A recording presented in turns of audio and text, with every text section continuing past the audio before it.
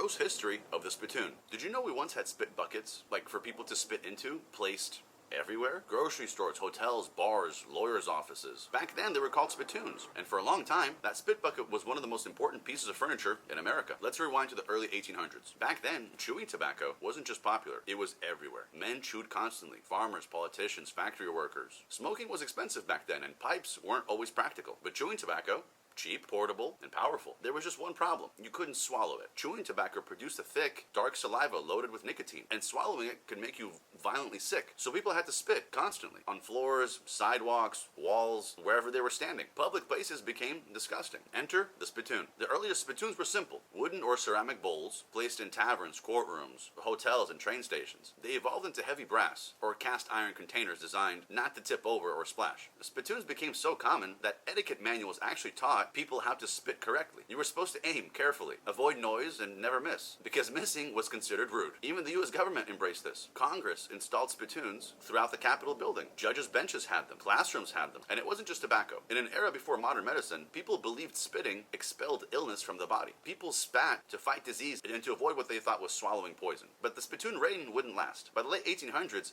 medical science caught up, and doctors realized something horrifying. Spittoons weren't preventing diseases, they were spreading it. Tuberculosis, influenza, and pneumonia thrived in spit containers. Cities began outlawing public spitting altogether. Anti-spitting campaigns appeared in posters, calling it unclean and dangerous. In fact, there are still laws out there that make spitting illegal. Many states classify it as a misdemeanor, with specific regulations in places like Virginia, which bans spitting in public buildings, transportation, and on sidewalks. Then came the final blow to the dip. Cigarettes became fashionable. Chewing tobacco declined, public health laws tightened, and the once essential spit bucket quietly disappeared. Today, spittoons survived only as antiques, a reminder of a time when spitting indoors was not only acceptable, it was expected. So next time you see one in an old movie or a museum, remember, that wasn't decoration, that was the public health, 19th century style. Like, comment, and sub for more interesting stories.